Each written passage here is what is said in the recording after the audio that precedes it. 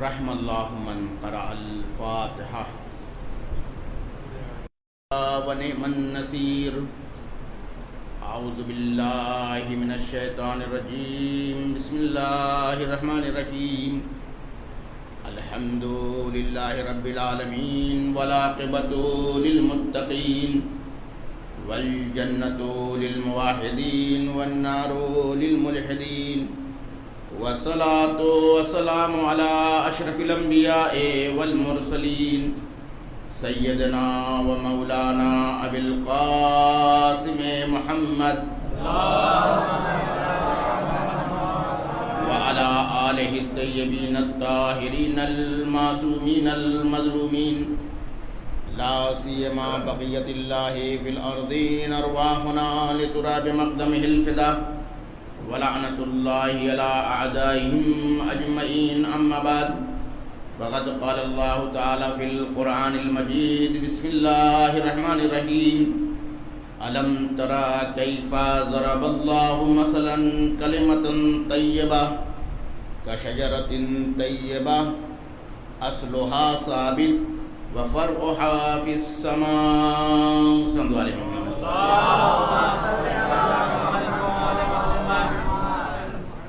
عزیزان گرامی، اس عشرہ مجالس کو آپ کربلا و انقلاب مہدی اور ہماری ذمہ داریوں کے عنوان سے سماعت فرما رہے ہیں. آج یہ دوسری مجلس ہے. پروردگار نے قرآن مجید میں ایک حقیقت کی طرف اشارہ کیا ہے اور خود پیغمبر کو خطاب کر کے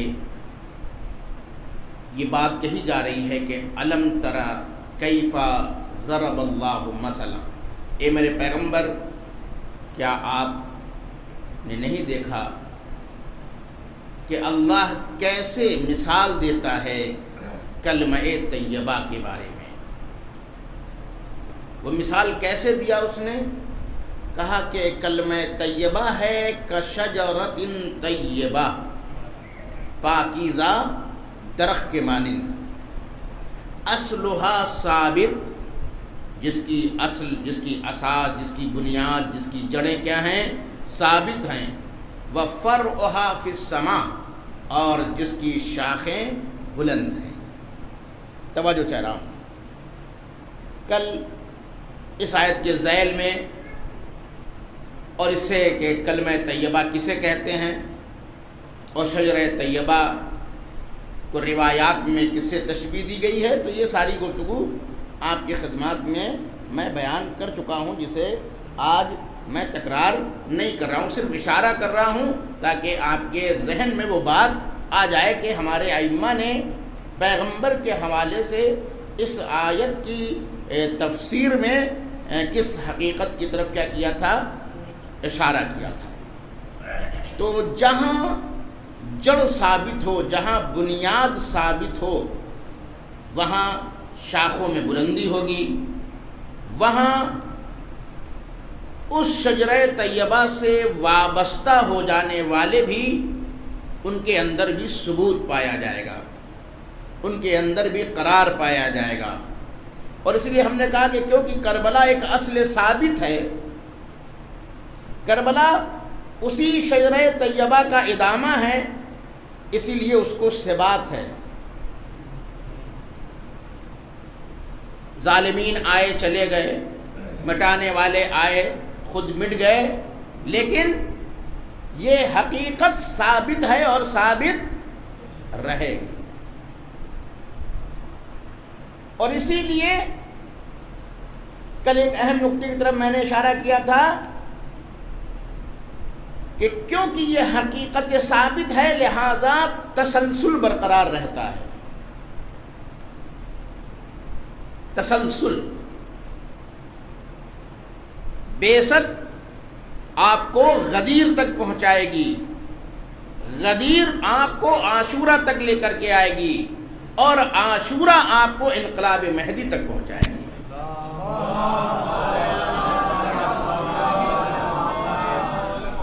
اسی لیے اگر بیسس سے بھی بات کو شروع کریں گے تو وہاں بھی مطالبہ نصرت ہے. جب پیغمبر نے دعوت ذوالعشیرہ میں اپنا پیغام پہنچایا تو کسی اور چیز کا مطالبہ نہیں کیا، ناصر کا مطالبہ کیا.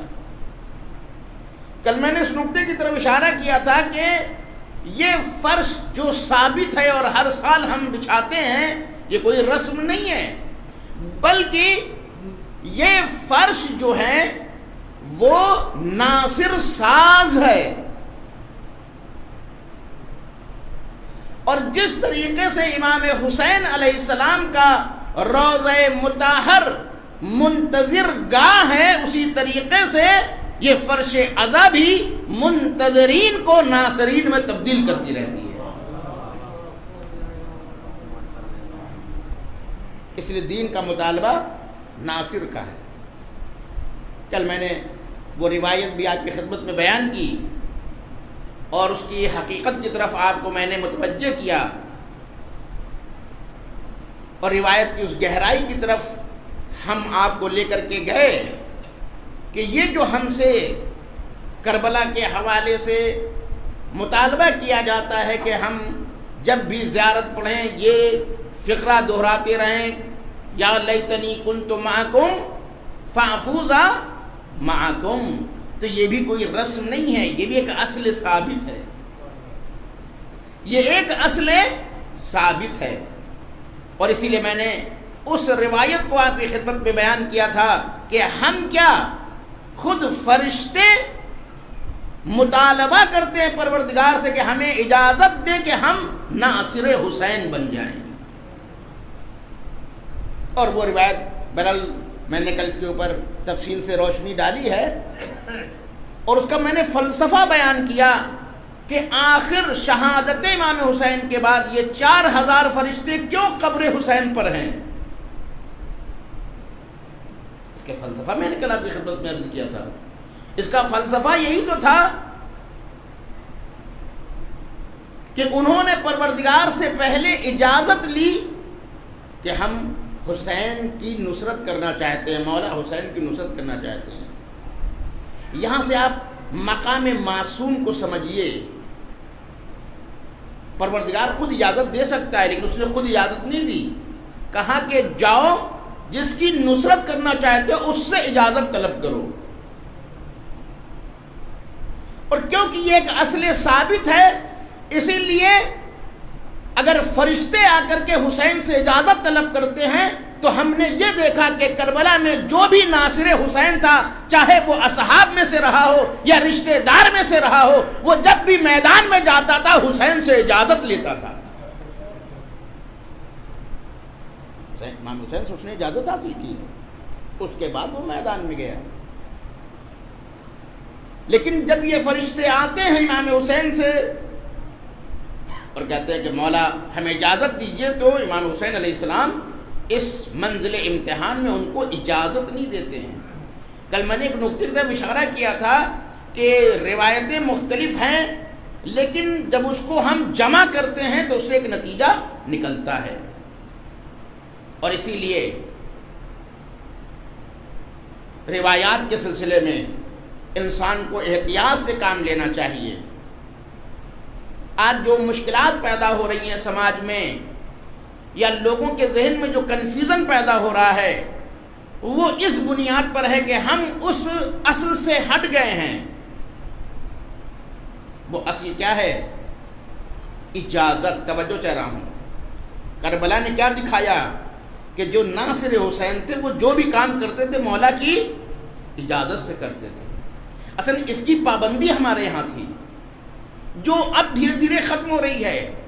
ہمارے یہاں یہ پابندی تھی، اور لوگ اس کی پابندی کیا کرتے تھے کہ حتیٰ کہ وہ نقل روایت میں پہلے اپنے استاد سے اجازت لیتے تھے، تب وہ صرف نقل روایت کرتے تھے. نقل معنی کی بات نہیں کر رہا ہوں، نقل روایت، صرف روایت کو نقل کرنے کے لیے. معنی تو دور کی بات ہے. وہ اجازت لیتے تھے. اور آج بھی جہاں اکیڈمک سسٹم برقرار ہے وہاں اس مرحلے کی کیا کی جاتی ہے؟ رعایت کی جاتی ہے کہ اجازت لی جائے. توجہ چاہ رہا ہوں. بہرحال اس نقطے کی طرف بھی میں کبھی اشارہ کروں گا، یہ ایک تفصیلی موضوع ہے، لیکن آج کیونکہ بات کو صرف مربوط کرنا چاہتا ہوں اپنی اس بحث سے کہ جو میں آج پیش کرنا چاہتا ہوں. ان روایات کو جب ہم نے جمع کیا اور اس سے جو نتیجہ نکالا وہ یہ ہے کہ فرشتے پہلی مرتبہ آئے اور امام سے اجازت لیتے ہیں، لیکن امام نے اجازت نہیں دی. تو جب اجازت نہیں دی تو وہ واپس گئے.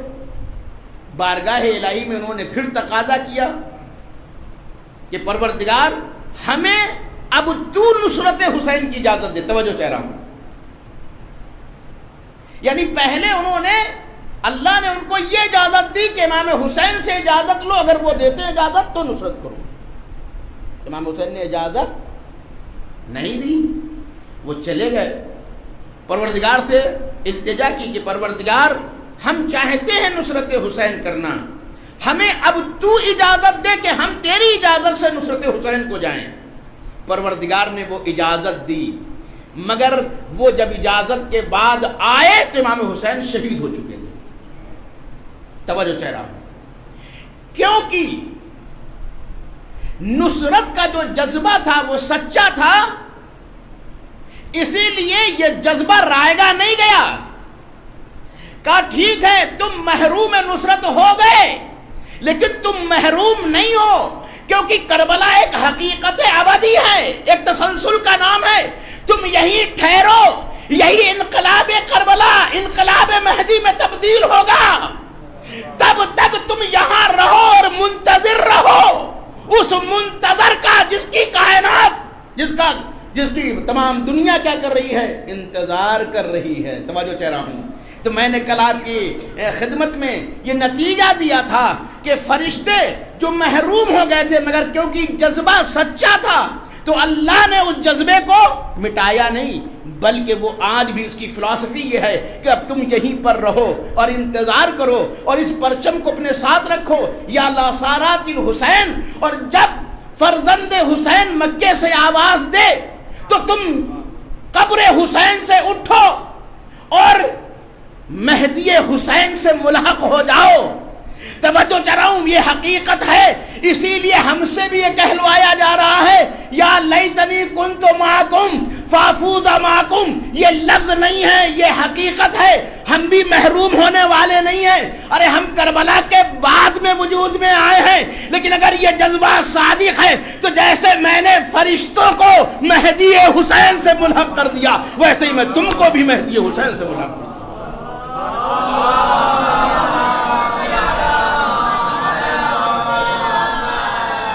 اب اگر آپ نے ہماری یہ بات یہاں تک سماعت کر لی ہے تو میں اب سلسلے کو آگے بڑھاتے ہوئے ایک اہم نکتے کی طرف لے جانا چاہتا ہوں کہ جب انسان ناصر بن جاتا ہے، جو ہم نے کہا کہ دین کا مطالبہ ہے، دین کا مطالبہ یہ نہیں کہ ہم نوکر بنیں، دین کا مطالبہ یہ ہے کہ ہم ناصر بنیں. کیونکہ نوکر نوکری بدل سکتا ہے لیکن ناصر وہ کبھی بدلتا نہیں ہے. نوکر کا کردار ثبات نہیں رکھتا ہے، ناصر کا کردار کیا ہے؟ ثبات رکھتا ہے. اب دیکھیں یہاں سے ایک نئے نقطے کی طرف میں آپ کو لے جانا چاہتا ہوں. جو شجرہ طیبہ سے وابستہ ہو جائے، جہاں اصل ثابت ہے، تو اگر تم اس سے وابستہ ہو جاؤ گے تو تمہارے کردار میں ثبات ہوگا.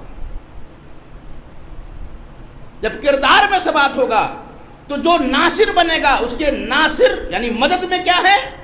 ثبات پایا جاتا ہے. نوکر تبدیل ہو سکتا ہے لیکن ناصر تبدیل نہیں ہوتا ہے. اگر ناصر سے یہ بھی کہا جائے کہ تم چلے جاؤ، اگر ناصر سے یہ بھی کہا جائے کہ تمہاری جنت پکی ہے، کیونکہ وہ لالچ میں نہیں آیا ہے، اسی لیے وہ تمام آپشن کو سنتا ہے اور بیٹھا رہتا ہے. شب عاشور ناصر کو دکھایا گیا کہ ناصر کیسا ہوتا ہے. یہ چراغ گل نہیں کیا جا رہا ہے. اندھیروں میں فائدہ اٹھانے والوں کو کربلا حقیقی ناصرین کو دکھانا چاہتا ہے کہ ان کے کردار میں اتنا ثبات ہے کہ لوگ رات کی تاریکی ڈھونڈ کر کے فرار اختیار کرتے ہیں، لیکن ناصر کا کردار اتنا ثابت ہوتا ہے کہ اگر اندھیرا کر بھی دیا جائے تو وہ جاتے نہیں۔ ثبات ہے، شجرہ طیبہ سے وابستہ ہے۔ اب اگر انسان ناصر بن جائے تو اس کا ایک مرحلہ آتا ہے، وہ مرحلہ یہ ہے کہ وہ محرم اسرار بن جاتا ہے۔ ایک اہم نکتے کی طرف آپ کو لے جا رہا ہوں، محرم اسرار بن جاتا ہے انسان۔ کربلا میں جہاں شب عاشور نے ہمیں ناصر دکھایا ہے، وہیں کربلا نے ہمیں محرم اسرار کو بھی دکھایا ہے۔ یعنی انسان اس قدر بلند ہو جاتا ہے جب ناصر بنتا ہے اور ثبات آتا ہے تو پھر وہ محرم اسرار بن جاتا ہے۔ آپ دیکھیں کہ ائمہ کے بعض اصحاب میں بعض اصحاب کو صاحب سر کہا گیا ہے، صاحب سر کہا گیا ہے، یعنی محرم اسرار تھے۔ جو محرم ہو جاتا ہے پھر اس سے کچھ چھپایا نہیں جاتا۔ محرمیت میں پھر فاصلہ نہیں ہوتا، محرمیت میں کیونکہ اب غیریت کا کوئی کانسیپٹ وہاں پر نہیں ہے، اس لیے اسے حقائق سے روشناس کرا دیا جاتا ہے۔ ایک جملہ کہوں، جو محرم بنتا ہے وہ جاننے سے نکلتا ہے اور پانے کی منزل میں آتا ہے۔ جاننا ایک الگ چیز ہے اور مشاہدہ کرنا ایک الگ منزل ہے۔ توجہ چاہ رہا ہوں، جاننا ایک الگ چیز ہے، مشاہدہ ایک الگ چیز ہے۔ جاننا الگ ہے، دیکھنا کیا ہے یہ الگ ہے۔ توجہ چاہ رہا ہوں ذہن گرامی، محرم بنتا ہے، محرم اسرار بن جاتا ہے۔ اسی لیے کربلا میں ناصر کو محرم اسرار بنا کر کے پیش کیا گیا۔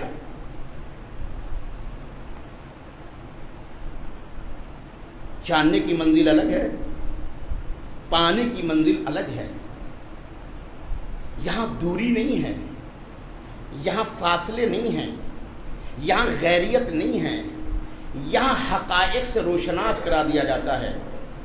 دیکھیے، جاننا الگ ہے، دیکھنا الگ ہے، پانا الگ ہے۔ ہم آیتیں پڑھتے ہیں، ہم جان بھی جاتے ہیں لیکن محسوس نہیں کرتے۔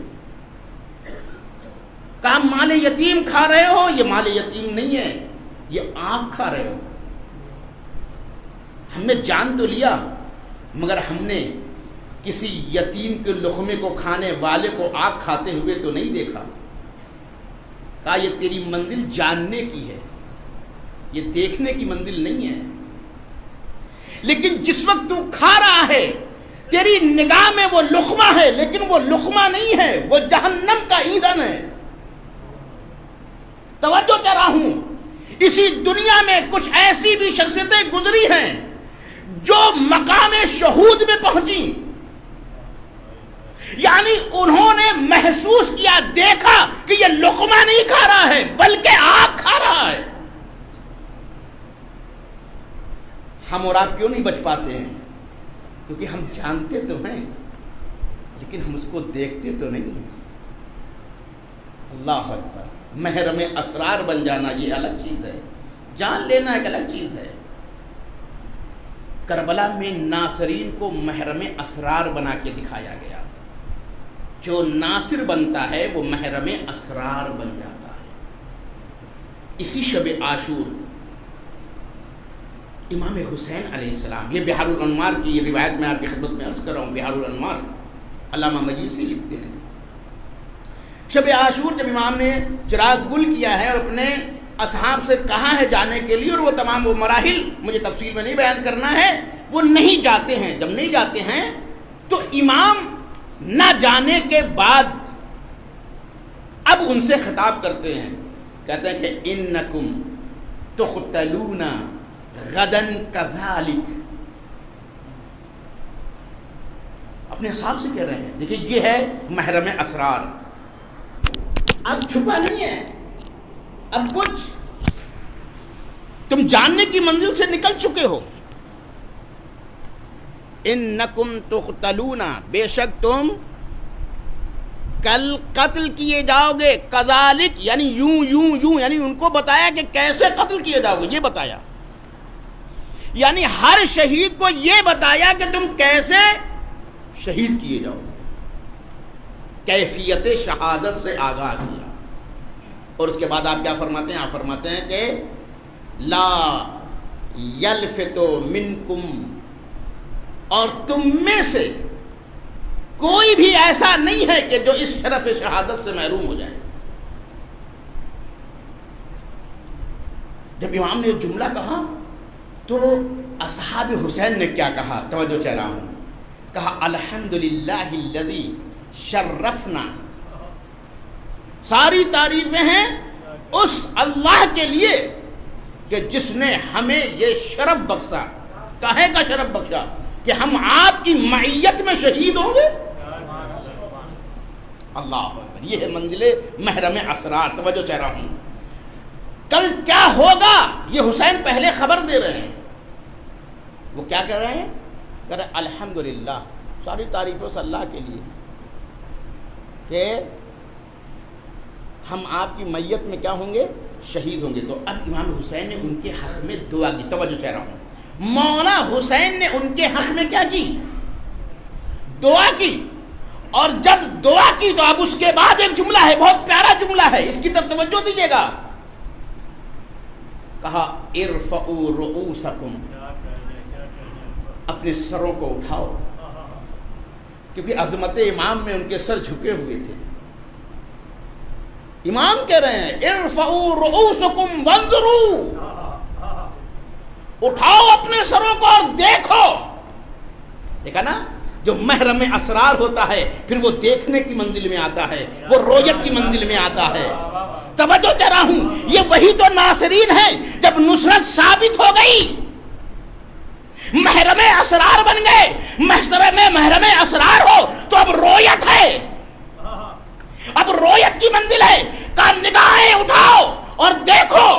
اب جب اصحاب حسین نے نگاہیں اٹھائیں تو ہر ایک نے اپنی اپنی منزل کو جنت میں دیکھا۔ توجہ چاہ رہا ہوں، اب کچھ مخفی نہیں ہے، اب کچھ پوشیدہ نہیں ہے، تم میرے محرم اسرار بن چکے ہو، تم میرے محرم اسرار بن چکے ہو۔ اللہ اکبر۔ انہوں نے نگاہیں اٹھائی، دیکھا، اور جب دیکھا تو اب حسین کہتے جاتے ہیں، اللہ اکبر، کیا کہہ رہے ہیں؟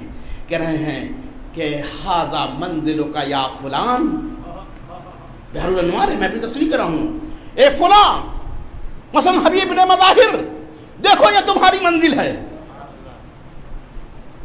ھذا قصرک یا فلان، اے زہیر بن قین، دیکھو یہ تمہارا محل ہے، ھذہ درجتک فلان، یہ تمہارا درجہ ہے اے فلاں۔ توجہ چاہ رہا ہوں، تین تعبیریں ہیں، منزل، قصر، منزل، قصر، درجہ، سب حسین دکھا رہے ہیں تم محرم اسرار ہو۔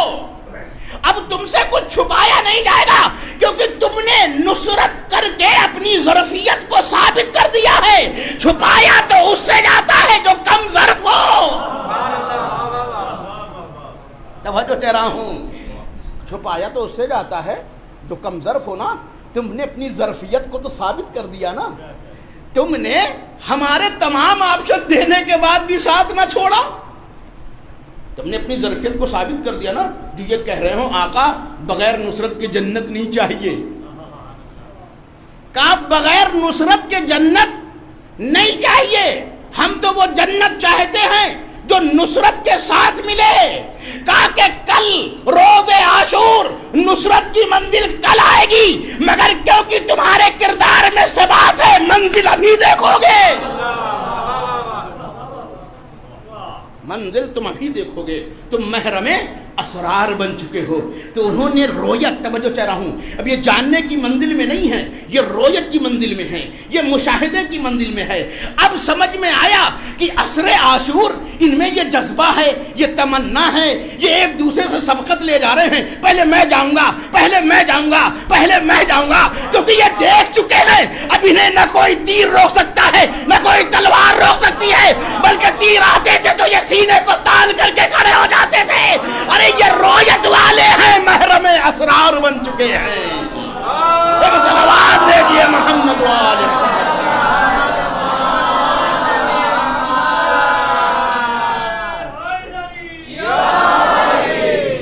یہ محرم اسرار بن چکے ہیں. توجہ چاہ رہا ہوں، یہ رویت کی منزل میں ہیں. اسی لیے جیسے جیسے تیر آ رہے ہیں یہ اپنے سینوں کو پیش کیے دے رہے ہیں، جیسے جیسے تلواریں آ رہی ہیں. شوق شہادت کیوں؟ اس لیے کہ یہ اپنے درجے کو دیکھ چکے ہیں، یہ اپنے مقام کو دیکھ چکے ہیں. اب یہاں پیچھے ہٹنے کا کوئی سوال ہی نہیں ہے، یہاں ادھر ادھر جانے کا کوئی سوال ہی نہیں ہے. یہ خود آگے بڑھیں گے تاکہ اس درجے کو کیا کر لیں، حاصل کر لیں. اسی لیے سب ایک دوسرے سے سبقت حاصل کر رہے ہیں. قرآن نے فاستبقوا الخیرات کا حکم دیا، کربلا میں ہم نے اس کو دیکھا کہ کیسے سبقت کرتے ہیں. توجہ چاہ رہا ہوں، کیسے سبقت کرتے ہیں. تو یہ دوسری منزل ہے، یہ ہماری ذمہ داریوں میں سے آتی ہے کہ اگر ہم ناصر بنے تو ناصر کے بعد ہم کیا بن سکتے ہیں؟ محرم اسرار بن سکتے ہیں. صاحب سر میثم تمار کس میں سے تھے؟ صاحب اسرار میں سے تھے، محرم اسرار تھے.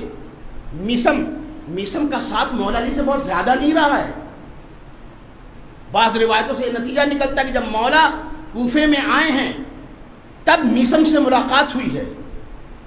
لیکن اللہ اکبر، ظرف ایسا پایا علی نے کہ ابن عباس حبر الامہ کہلاتے ہیں.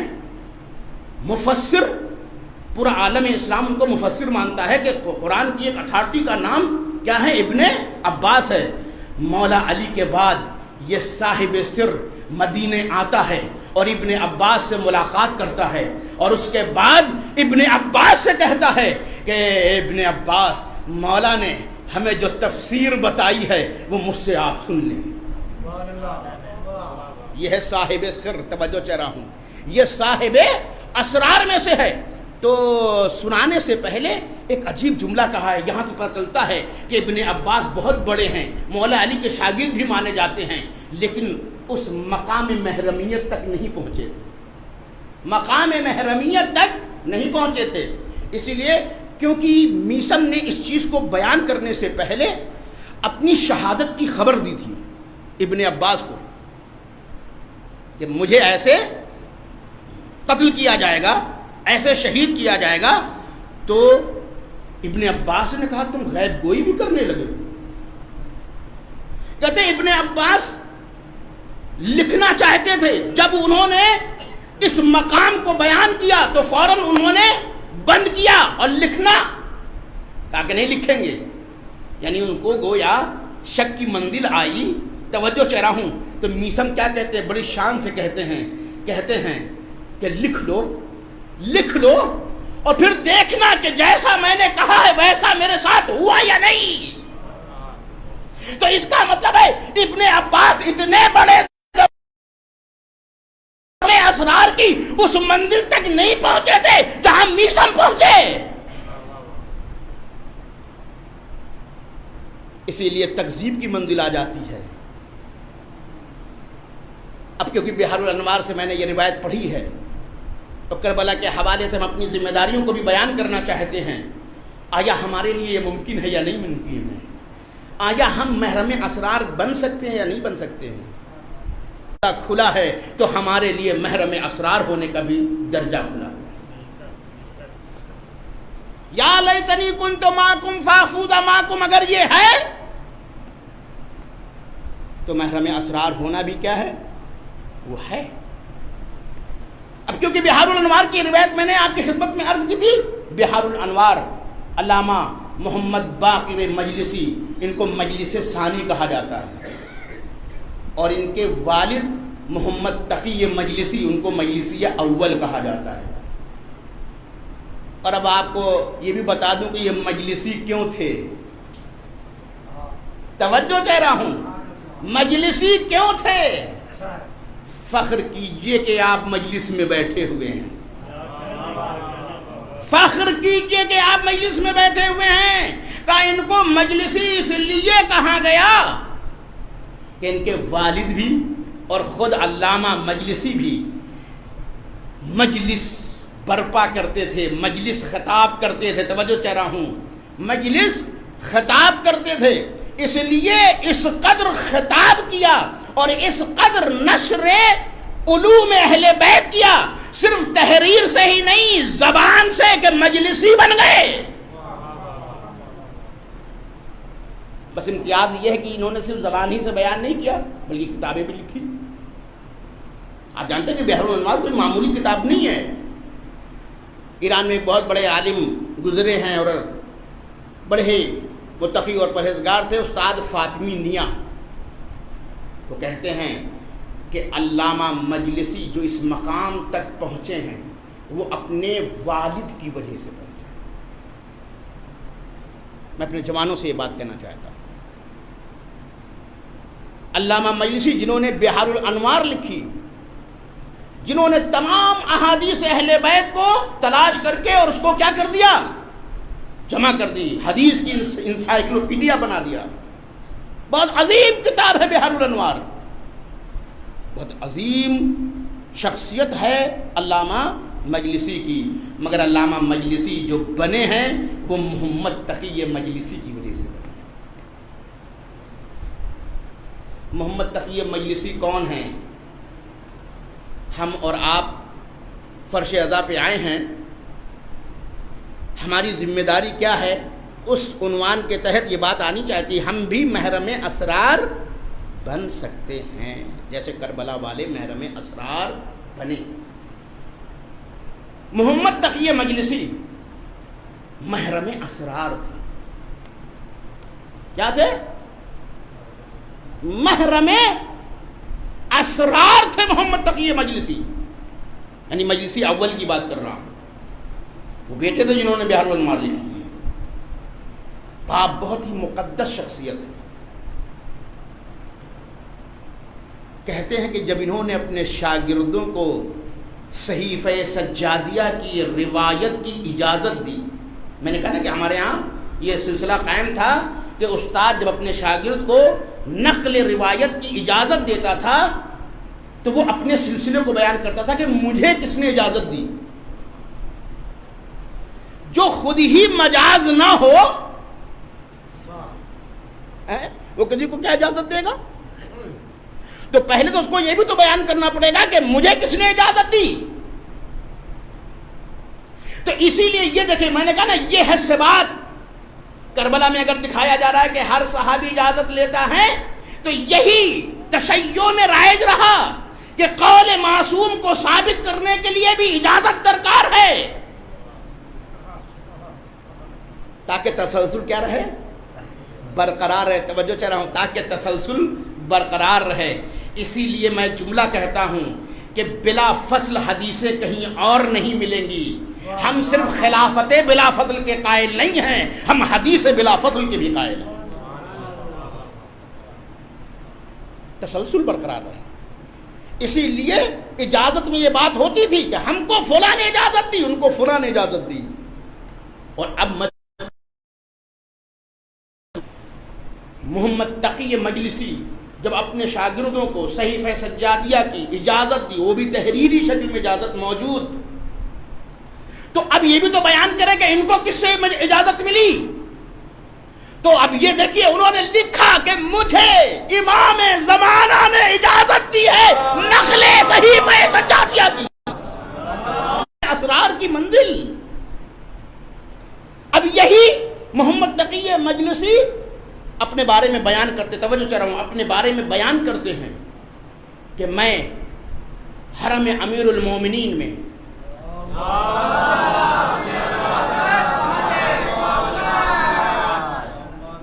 کہ جو ہم سے جو زیارت بار بار پڑھوائی جا رہی ہے، یہ کوئی رسم امامت کیا ہے، اس کو امام ہادی نے بتایا ہے۔ یہ زیارت امام ہادی علیہ السلام کی ہے، 10ویں امام امام علی نقی علیہ السلام کی زیارت ہے۔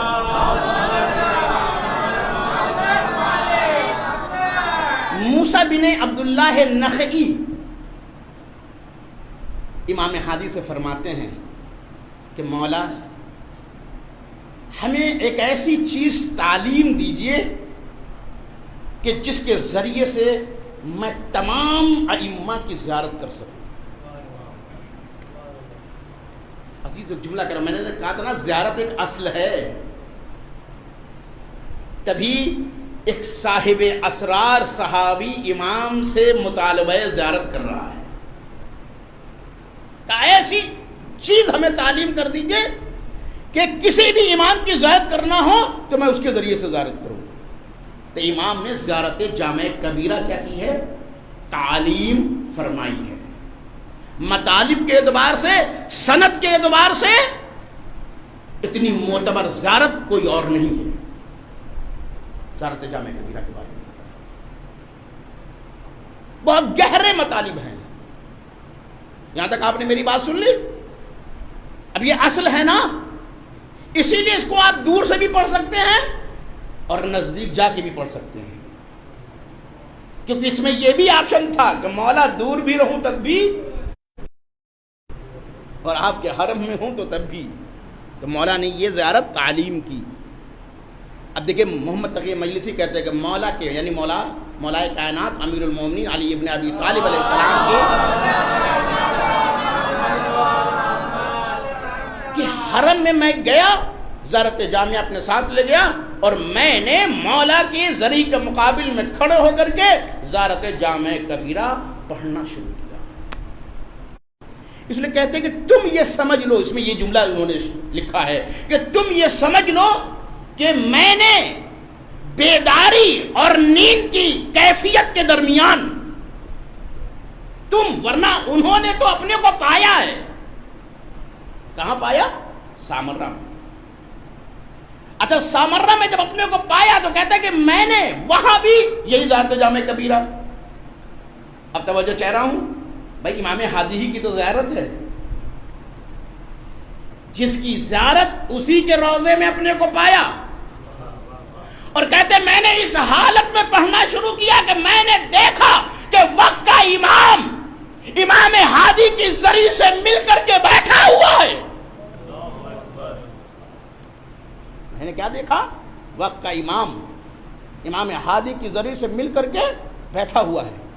کہتے ہیں کہ میں نے جو زیارت پڑھ رہا تھا وہ پڑھتا رہا، اور اس میں ایک لفظ ہے کہ میں نے بلند آواز سے جیسے مداح یعنی جو مداحی کرتے ہیں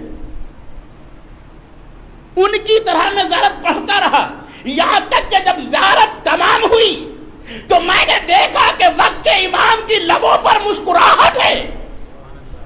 میں نے دیکھا، رویت محرم اسرار ہے، توجہ چاہ رہا ہوں، میں نے پایا کہ میں کہاں ہوں؟ سامرہ میں۔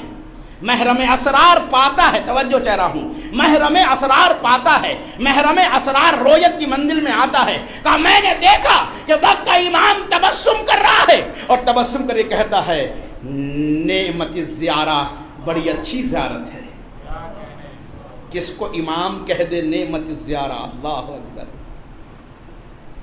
ہم لوگ اس کیفیت میں نہیں ہیں، محرم اسرار نہیں ہیں، ورنہ آپ امام حسین کے روضے میں زری پاتے ہیں ابراہیم مجاب، ہے نا، ہم سلام کرتے جواب وہاں سے آتا ہے، ہم سن نہیں پاتے کیونکہ ہم لیاقت نہیں رکھتے، ہم وہ ظرفیت نہیں رکھتے، ہم محرم اسرار نہیں ہیں، اسے سن نہیں پاتے ہیں۔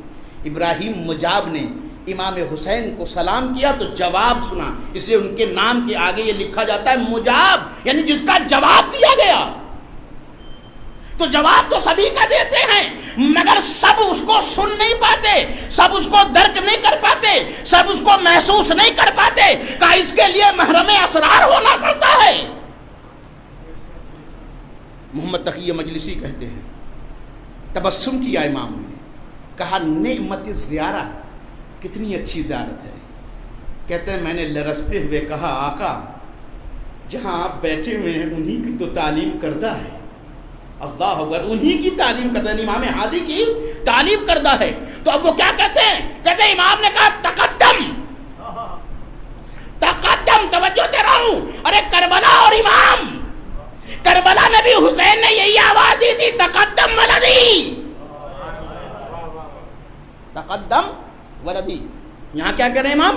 کریں کہ تقدم، اللہ اکبر، یہ مقام معرفت ہے، یہ محرم اسرار ہیں۔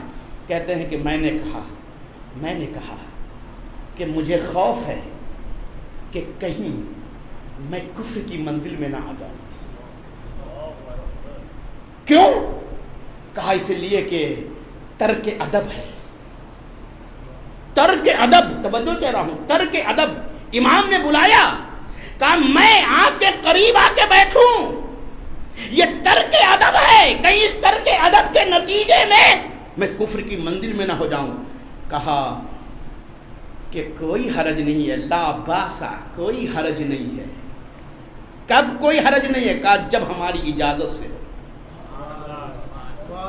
توجہ چاہ رہا ہوں، دیکھیں کربلا میں بھی اجازت اور یہاں بھی اجازت۔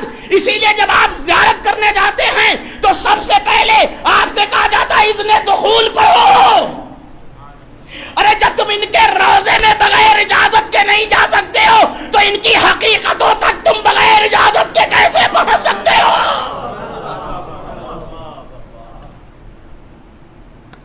کہا اگر ہماری اجازت سے ہے تو کوئی حرج نہیں ہے، کوئی عیب نہیں ہے۔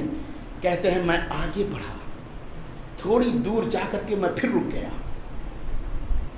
گیا، پھر انہوں نے کہا تقدم، پھر میں نے یہی کہا کہ مجھے خوف لگتا ہے، اللہ اکبر۔ پھر امام نے کہا اگر میری اجازت سے ہے تو کچھ حرج نہیں ہے، آؤ۔ یہاں پر 2 مرتبہ انہوں نے استعمال کیا تقدم تقدم، اللہ اکبر۔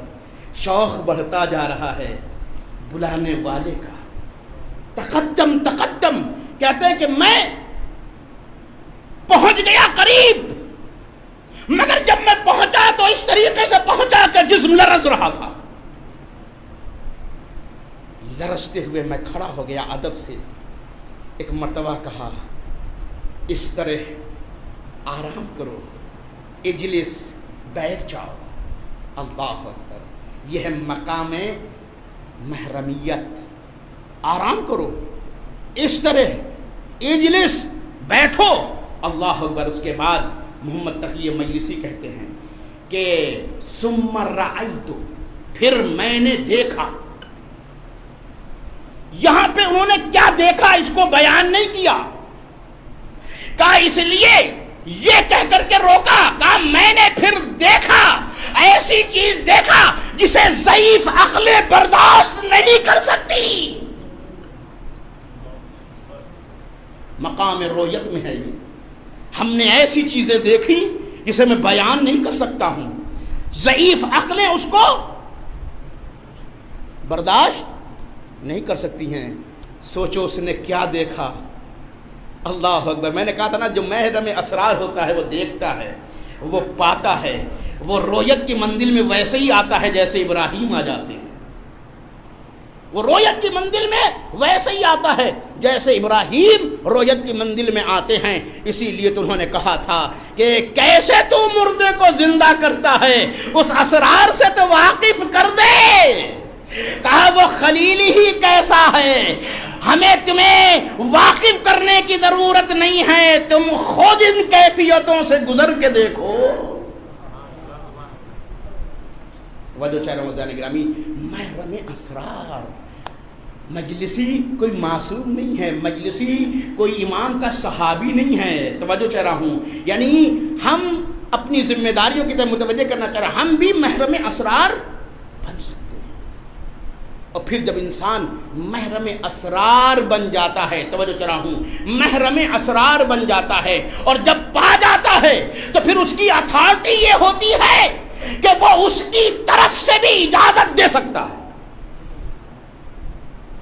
اس کی طرف سے کیا کر سکتا ہے؟ اجازت دے سکتا ہے، اس کی طرف سے وعدہ کر سکتا ہے۔ بی بی نے وعدہ کیا تھا نا بچوں سے، کہا کہ کل عید ہے، محرمیت ہے نا، وعدہ کیا، کہا کپڑے تو دردی کے ہیں، واقعاً تھے دردی کے ہیں؟ نہیں تھے، لیکن جو محرمیت کی منزل پہ آ جائے پھر وہ وعدے کی منزل میں بھی آ سکتا ہے۔ ہوا وہ یا نہیں ہوا، محرمیت یہاں تک انسان کو لے جاتی ہے کہ پھر وہ وعدہ کرنے لگتا ہے۔ اب یہ ایک واقعہ اور آپ کی زحمت تمام کر دوں، علامہ امینی صاحب الغدیر، امامت کے اوپر، غدیر کے اوپر ایک اتھارٹی ہے۔ صاحب ابقات الانوار علامہ میر حامد حسین کے بعد فخر کیجئے، ہمارے بچے ان سب باتوں سے واقف ہوں۔ علامہ میر حامد حسین لکھنؤ میں جو آغا روئی صاحب ہیں، ان کے بزرگ، انہوں نے امامت کے بارے میں ایک کتاب لکھی، اس کا نام ہے ابقات الانوار، اسی لیے اپنے نام کے آگے لکھتے ہیں ابقاتی۔ اب سمجھ میں آیا کیوں ابقاتی لکھتے ہیں؟ اس کتاب کی وجہ سے۔ امامت کے اوپر وہ ایک اہم کتاب مانی جاتی ہے، بہت محنت کیا ہے اس عالم نے۔ ہم اپنے مفاخر سے واقف نہیں ہیں، ہم اپنے بزرگوں سے واقف نہیں ہیں۔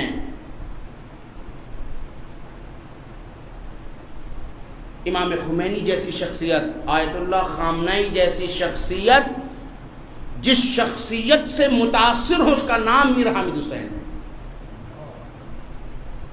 اصل امام خمینی نے فرمائش کر کے ابقات الانوار کو چھپوایا ہے، ایسی کتاب ہے۔ علامہ امینی نے جو غدیر لکھی ہے اس میں ابقات الانوار سے استفادہ کرنے کے لیے وہ لکھنؤ تک آئے تھے۔ گرمی کے زمانے میں ایک ایرانی النسل انسان ہندوستان کی، ظاہر سی بات ہے کہ حالات آپ جانتے ہیں یہاں کیسے ہیں، یہاں کی لائبریری کیا حالتیں ہو رہی ہیں۔ گرمی کے زمانے میں، شدید گرمی کے زمانے میں وہ یہاں آئے اور ناصریہ لائبریری میں جا کر کے وہ مہینوں رہے اور بیٹھے اور اس لائبریری سے انہوں نے استفادہ کیا، اس حالت میں کہ انہوں نے یہ حالتیں بھی لکھی کہ بعض کتابیں اتنی گردے میں اٹی ہوئی تھی کہ لگتا تھا کہ برسوں سے اس کو کسی نے دیکھا نہیں۔ تو ان سے انٹرویو میں پوچھا گیا کہ آپ نے ہندوستان کی گرمی کیسے برداشت کی، مگر آپ کو احساس نہیں ہوتا تھا۔ اللہ اکبر، واقعاً آپ سوچیں ایک ٹھنڈے علاقے کا رہنے والا گرمی میں آئے، وسائل بھی اس وقت نہیں تھے زیادہ، اس گرمی میں بیٹھ کر کے اس نے اس لائبریری سے استفادہ کیا۔ کہا کہ ہم تو مولا کی ولایت کو ثابت کرنے کے منزل میں تھے، اس لیے مجھے کچھ احساس ہی نہیں تھا سوائے اس کے کہ میں لکھتا رہوں، میں لکھتا رہوں۔ توجہ چاہ رہا ہوں، یہ ہمارے لیے بھی ایک درس ہے کہ ذرا سی گرمی ہو جائے تو مشکل، ذرا سی سردی ہو جائے تو مشکل ہے نا، پھر ہم کہیں یا لیتنی کنت معکم، یا لیتنی کنت، اللہ اکبر۔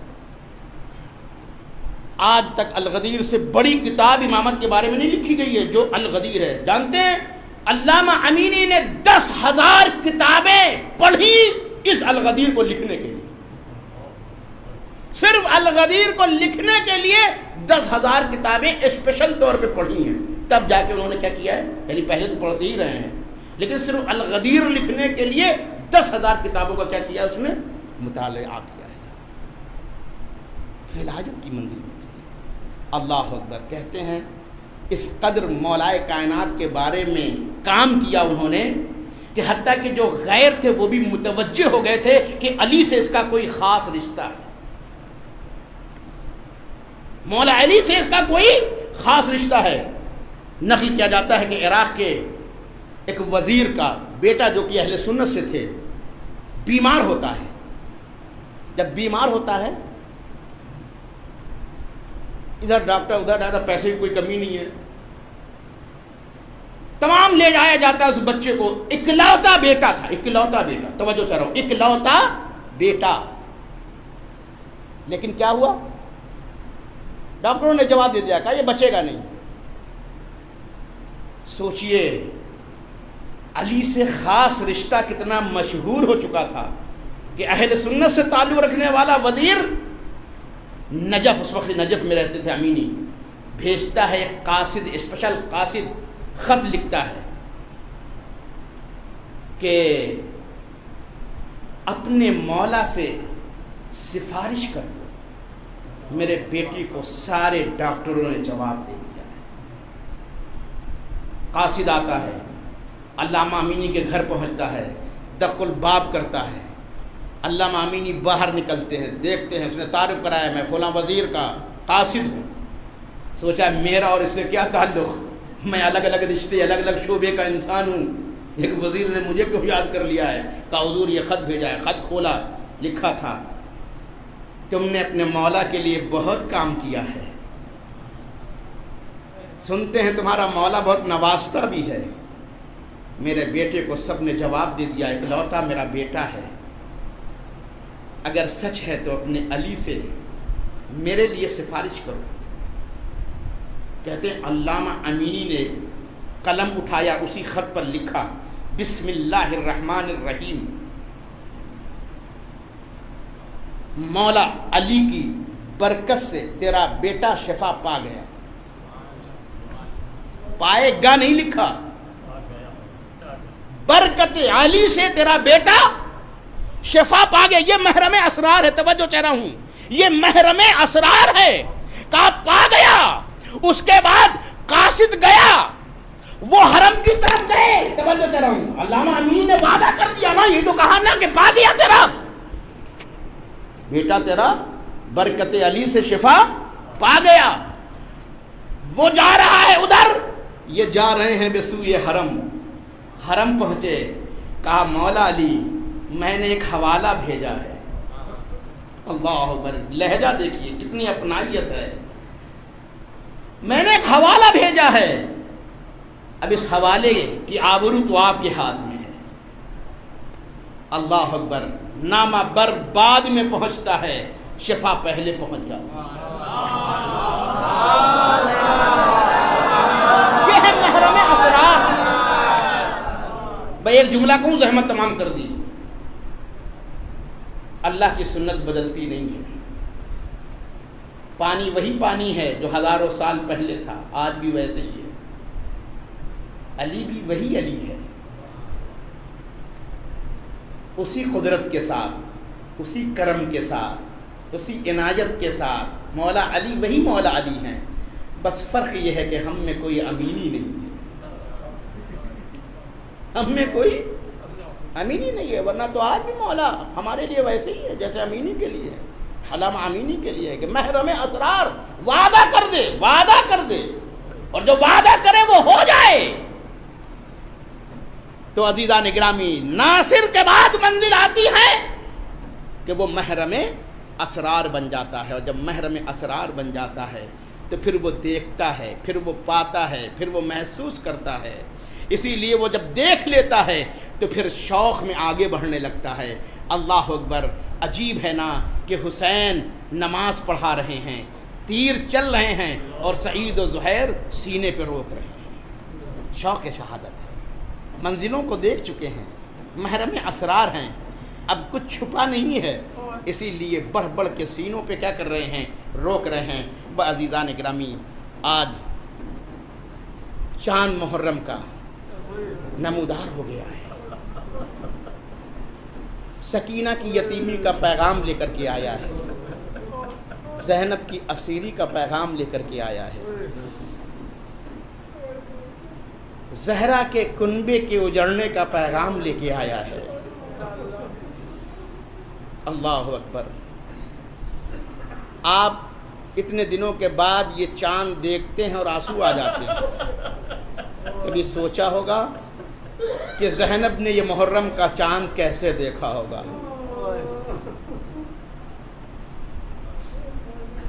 جناب رباب نے محرم کا یہ چاند کیسے دیکھا ہوگا؟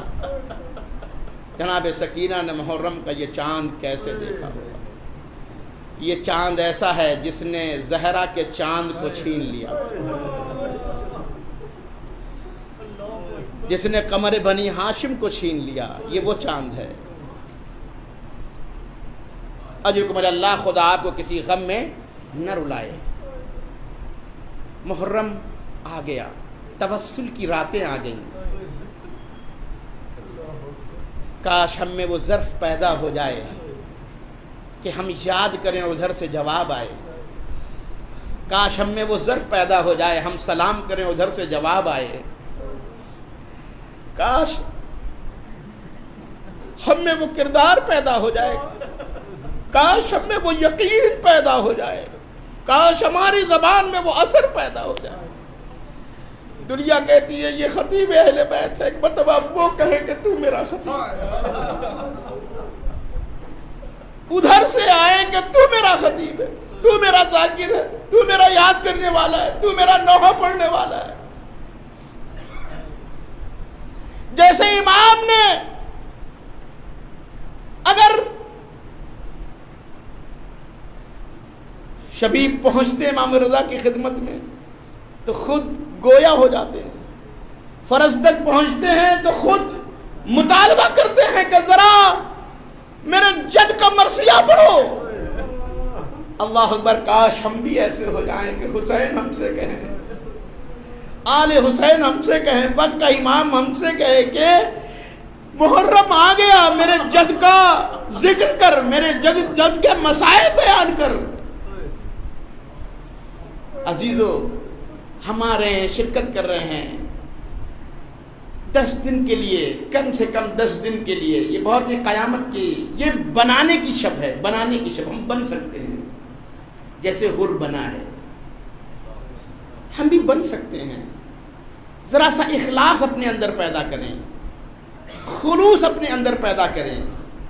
دیکھیں یہ نوازتے یا نہیں نوازتے، میں برابر یہ بات کہتا ہوں، آج بھی کہہ رہا ہوں، کسی شب تنہائی میں بیٹھو، تنہائی میں، توسل کا مطلب یہ ہوتا ہے خود خطاب کرو، مولا کو خود خطاب کرو۔ دعائے توسل پڑھتے ہیں، اس میں کیا کہتے ہیں؟ امام کا نام لیتے نا، کہتے ہیں ان توجہنا، میں نے آپ کی طرف رخ کیا ہے۔ اللہ اکبر، ان توجہنا واستشفعنا وتوسلنا بک الی اللہ۔ یہاں ڈائریکٹ ہم خطاب کرتے ہیں معصوم کو۔ کاش یہ رابطہ ایک مرتبہ برقرار ہو جائے۔ کہتے ہیں شب عاشور یہی رابطہ حسین اور حر کے درمیان برقرار ہو گیا تھا۔ حسین ادھر تھے اور حر بھی لشکر یزید میں تھا، مگر دل کی کیفیت سے رابطہ برقرار ہوا۔ اس نے اپنے نفس میں حسین کو خطاب کیا۔ کب؟ جب سکینہ کی ہائے پیاس کی صدائیں آئیں۔ اللہ اکبر، آپ اسی کو سن رہے تھے، جب چھوٹے چھوٹے بچوں کی ہائے پیاس کی صدا آئی، کہتا ہے اے حسین یہ بچے پیاسے ہیں میری وجہ سے، اے آقا حسین یہ تکلیف جو آپ کو ہو رہی ہے میری وجہ سے۔ حسین کو خطاب کرتا ہے اور کہتا ہے میری وجہ سے۔ اللہ اکبر، یہ توسل ہے۔ تھوڑی دیر اس نے توسل کیا، بدلا یا نہیں بدلا؟ کہتے ہیں شیخ تیجانی سماوی کہتے ہیں، بہت بڑے عالم تھے، اہل سنت سے تعلق رکھتے تھے، روتے نہیں تھے، رونے کو بدعت بناتے تھے۔ ایک مرتبہ عراق گئے، کہتے ہیں محرم کا زمانہ تھا، میرا دوست لے گیا شب عاشور کہاں لے گیا؟ کربلا لے گیا۔ کہتے ہیں کہ میں جو ہوں کھڑا ہو کر کے سن رہا تھا، ایک ذاکر حر کا واقعہ بیان کر رہا تھا، پھر آخر میں اس نے بیان کیا کہ حر ذرا سا متوجہ ہوا اور پھر بدل گیا، اور بدل کر کے لشکر یزید سے نکل کر کے لشکر حسین میں آیا۔ حسین نے اس کا استقبال کیا، حسین کے بیٹے نے اس کے بیٹے کا استقبال کیا، حسین کے اصحاب نے اس کے غلام کا استقبال کیا، آقا حسین کے بھائی نے اس کے بھائی کا استقبال کیا۔ کہتے ہیں میں اس وقت تک شیعہ نہیں ہوا تھا، مگر نہ جانے اس نے کیسے پڑھا، اور حر کا یہ واقعہ نہ جانے کیسے مجھ پر اثر انداز ہوا کہ میں بے ساختہ روتے ہوئے حسین سے کہنے لگا، اے حسین آپ بدل دیتے ہیں، آپ بدل دیتے ہیں، حر کو بدلا تھا تو مجھے بھی بدل کر کے دکھائیں۔ کہتے ہیں اللہ اکبر، بس جیسے ہی میں متوجہ ہوا حسین کی طرف، جو بدعت کہتا تھا رونے کو، اتنا رویا، کہا کہ زندگی بھر کبھی نہیں رویا تھا، مگر یہ کہہ کر کے میں اتنا رویا کہ جب میرے آنسو خوش ہو گئے تو میں نے اپنے اندر ایک سکون محسوس کیا۔